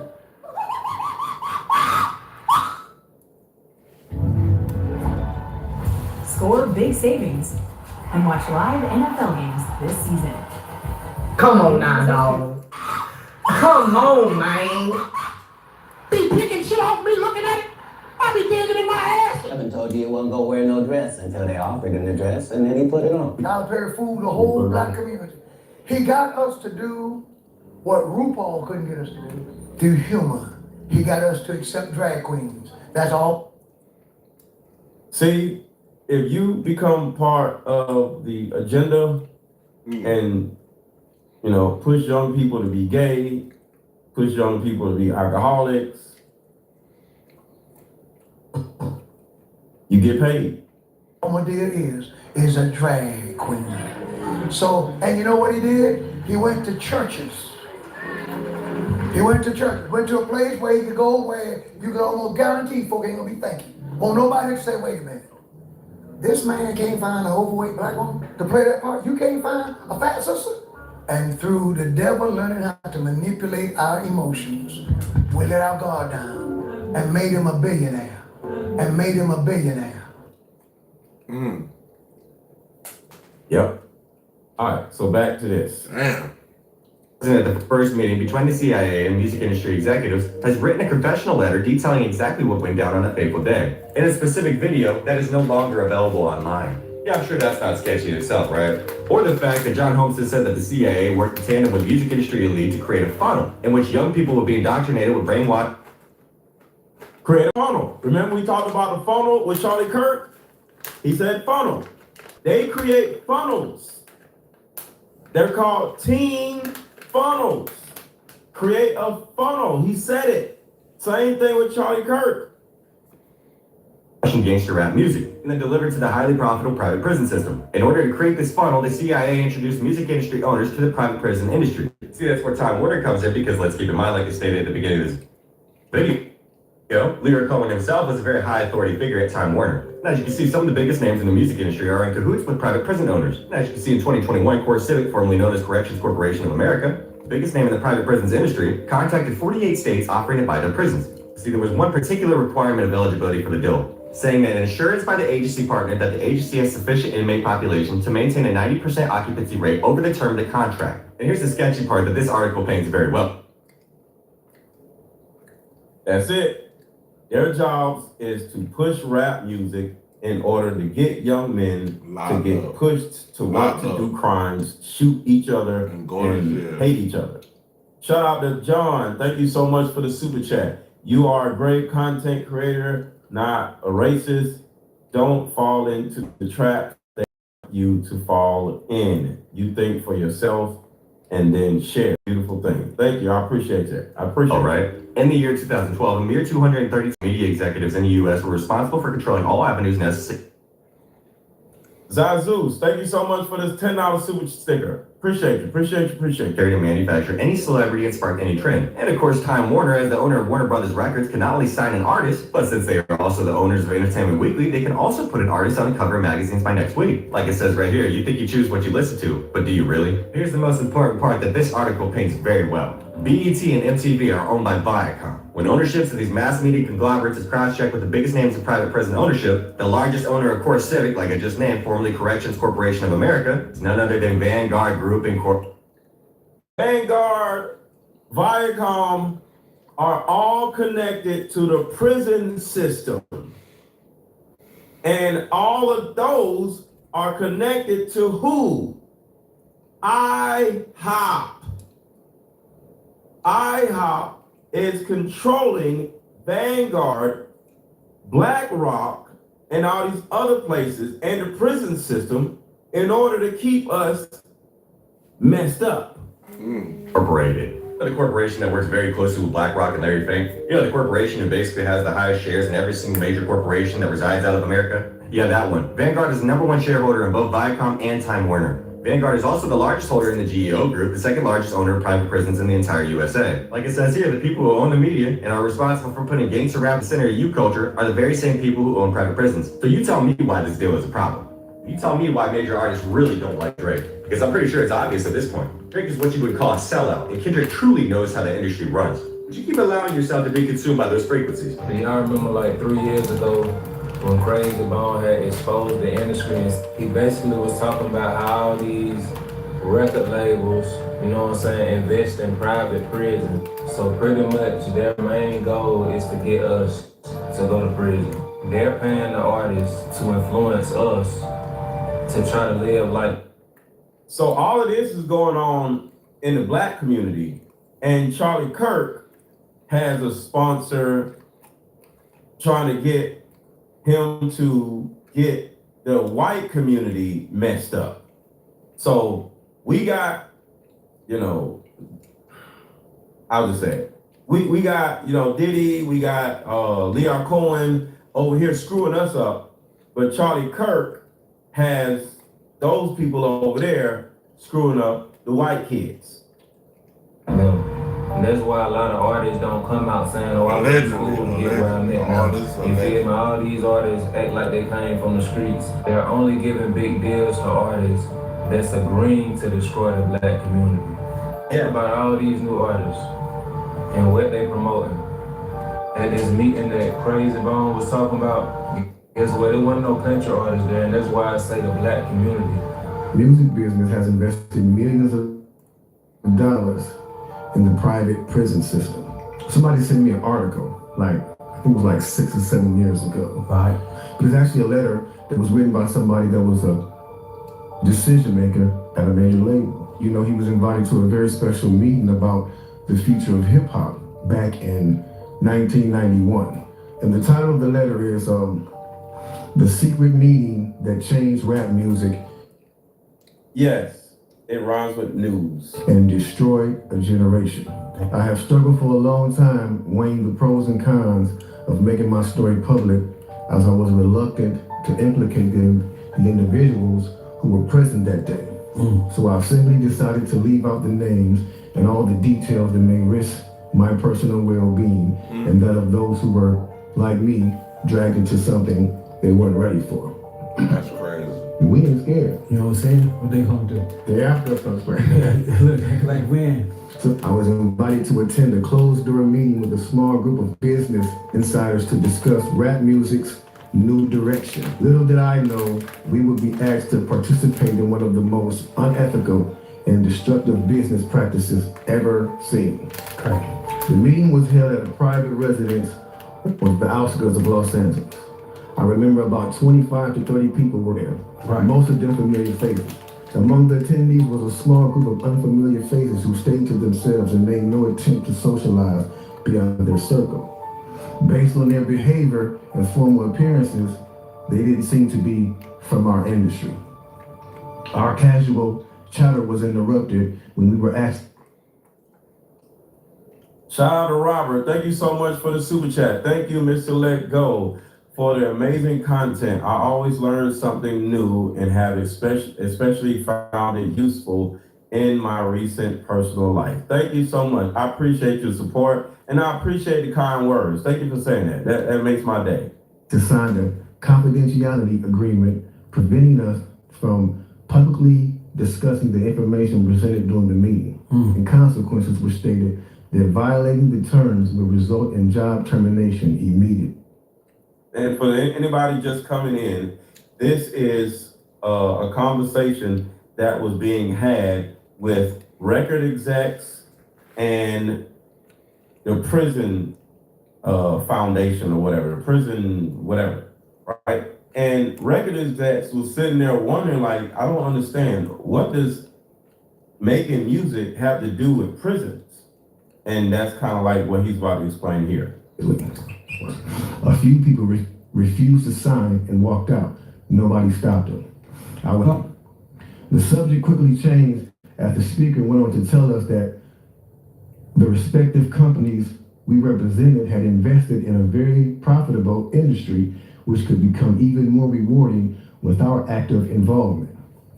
He explained that the companies we worked for had invested millions into the building of privately owned prisons, and that our positions of influence in the music industry would actually impact. Wait, what? Charlie Kirk and George Floyd have the same birthday? Oh, you lying. You lying. Does Charlie Kirk... You lying. Hold on. I know you fucking lying. What is Charlie Kirk's I know you birthday? fucking lying. I know you fucking lying. October 14th.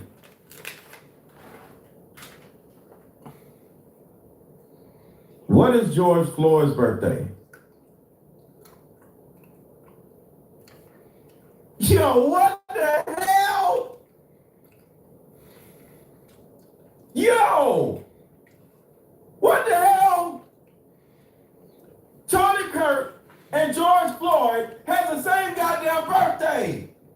Oh my God. What the hell is going on? They both was killed by a white man. In front of everybody. Oh shit. Yo. Everybody drop the brain exploding emoji right now. Everybody drop the brain mind-blowing emoji in the chat. Spam the chat with mind-blown emojis. I just need a second.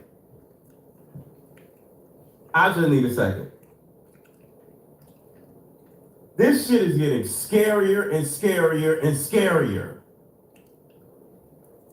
Charlie Kirk and George Floyd has the same goddamn birthday? Let me hold on, let me make sure. Okay, George Floyd's birthday is October 14th. Just want to double check. When is Charlie Kirk's birthday? October 14th. What the fuck? Something ain't right. Something ain't right. Yo. Something ain't right. Fuck. The profitability of these investments. Sure enough, someone asked it. Something ain't right about that. I did look up myself on the damn phone. It's true. Something ain't right. Someone asked what these prisons were and what any of this had to do with music. We were told that these prisons were built by privately owned companies who received funding from the government based on the number of inmates. The more inmates, the more the government would pay these prisons. It was also made clear to us that since these prisons are privately owned, as they become publicly traded, we'd be able to buy shares. My industry colleague who had first opened...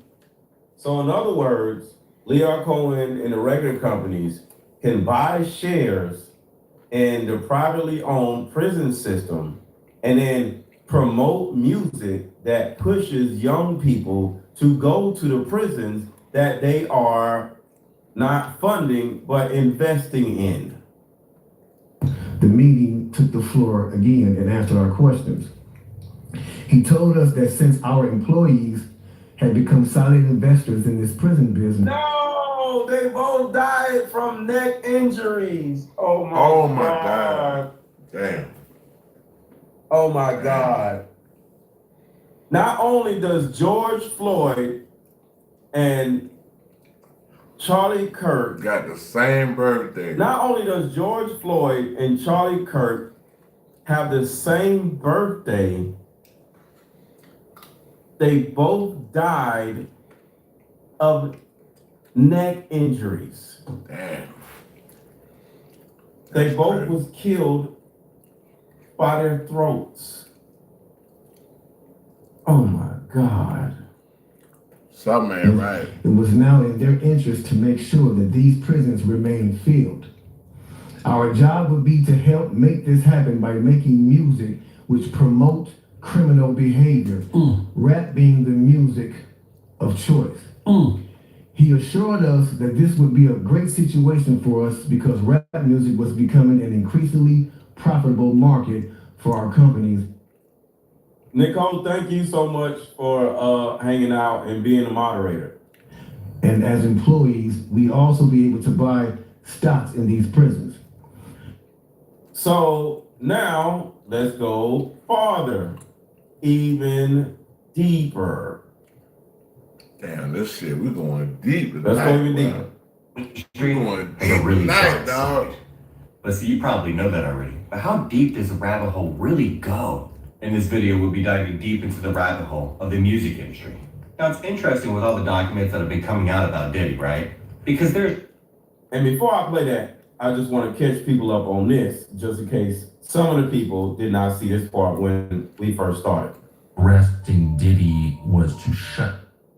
Because I want to tie up some things from the other side. So you think the point of arresting Diddy was to shut down inquiry into what Diddy was doing? Get the data, right? I think they did it to get all the data away from Diddy because he was being sued in civil court. And so they arrest Diddy. What'd they just convict him of? Nothing. Well, that's clearly the point. Damn, like they said, they convicted him had of kill nothing. switches in it. It was fake crap that wasn't supposed to be there. We never get to see it. Supposedly 9 cops watched the videos on Wiener's laptop. They had to keep leaving the room because they couldn't stand what they were seeing. And all 9 are now dead. They're real people. Now you can say, well, maybe they died for other reasons. I go, but it's still 9 cops. You know, it's like the 5 cops who died after January 6th, right? 4 of them were suicides. Out of, according to AI, there were about 80 cops really in the thick of things. 4 of them died from suicide. But the famous really have a big problem. I'm one of the only people who managed to get globally famous and renowned without having a gatekeeper. If you're on a basketball team, if you say anything you're not supposed to say, you're off the team. If you're an actress and you say something you're not supposed to say, the producers won't hire you anymore. Record labels, YouTube, there's always someone who will shut you down if you start speaking in a way you're not supposed to speak. And the way they avoid this from happening is the same thing they tried to do to me. I got offered $55 million to sign a contract, and that contract was a sponsorship contract. But to avoid brand damage, I had to shut up about certain issues and change my opinions on certain things. And I declined the money. And soon after that, I was arrested. So what they try and do is give you a gatekeeper if you get famous without one. But primarily, people only get famous because of their gatekeeper. All of these famous people aren't even famous. They cannot allow you to be influential if they don't control you. That's what Epstein's Island was about. That's what my criminal cases are about. That's what all of this is about. Because the entire world is a battle for influence. And you're influential. They need to get you under somebody. And you're influential. They need to get you under somebody. And you're influential. They need to get you under somebody. When Charlie is 18 years old, he speaks at a college. He just seems like any other young American conservative.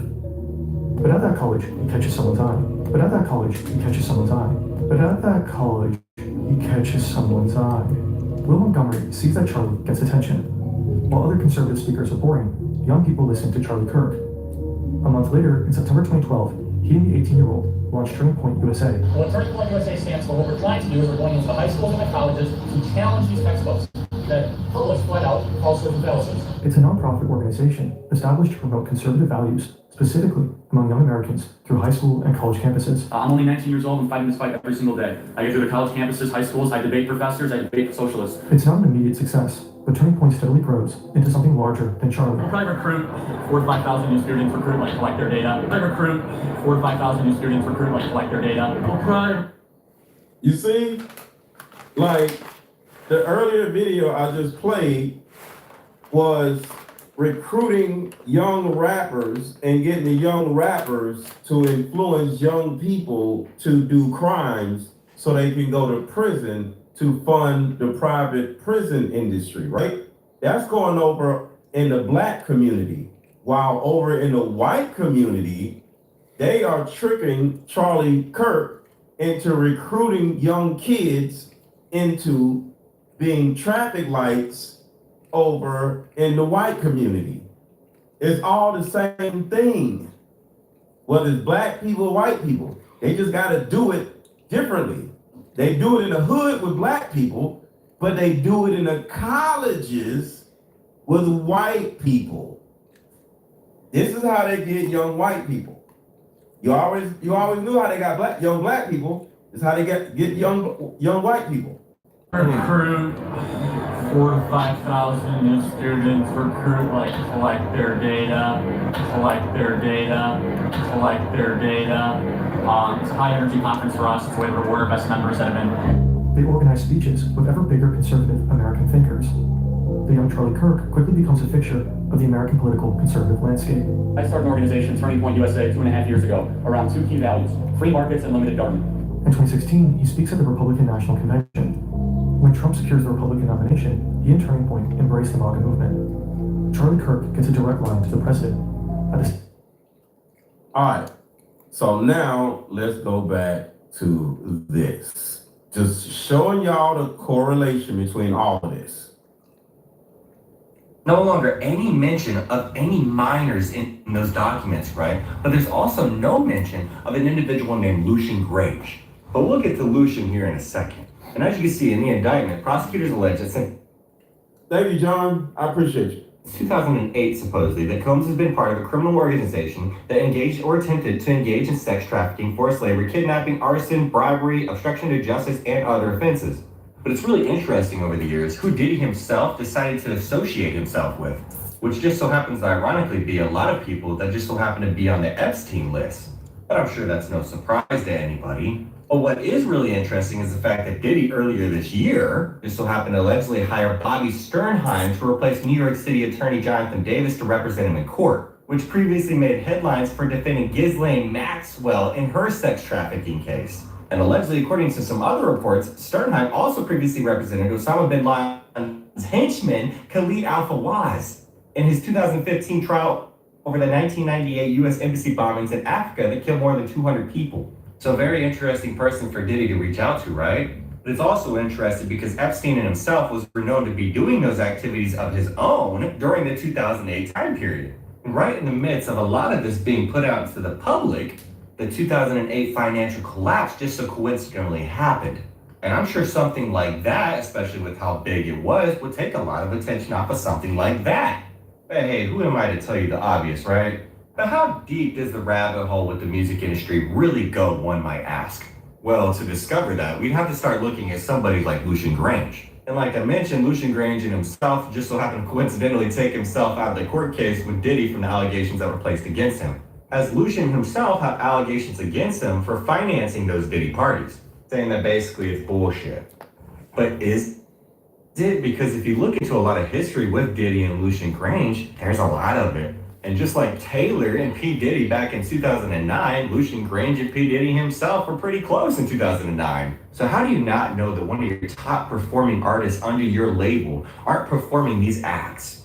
Sure, it's something that's just really easy to miss, right? But you know what's interesting, because Taylor Swift and herself was renowned to be at a lot of these parties. And God, when you just so happen to look into who Taylor Swift's father is, it all starts to make a lot of sense. See, I've done a video on Scott Kingsley Swift, right? And he's a very interesting individual, especially considering the fact that he just so happened to be a financial advisor for Merrill Lynch.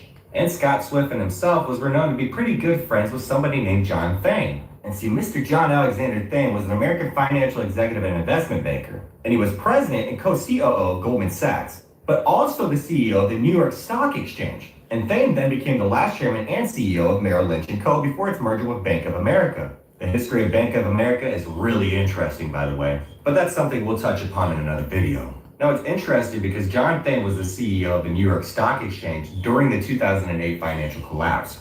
But see, Goldman Sachs was criticized for allegedly misleading its investors and profiting from the collapse of the mortgage market during the 2007 and 2008 financial crises. This led to investigations from the United States Congress and the United States Department of Justice and a lawsuit from the U.S. Securities and Exchange Commission, which definitely don't just so happen to have a lot of members that just so happen to be on the Epstein list as well. Yeah. It's an overload of information, man. We're going to come back. We'll be back. Appreciate y'all for coming through. Y'all like, subscribe, share, hit notification bell. Y'all keeping with us in Karma Cafe. Love y'all. Appreciate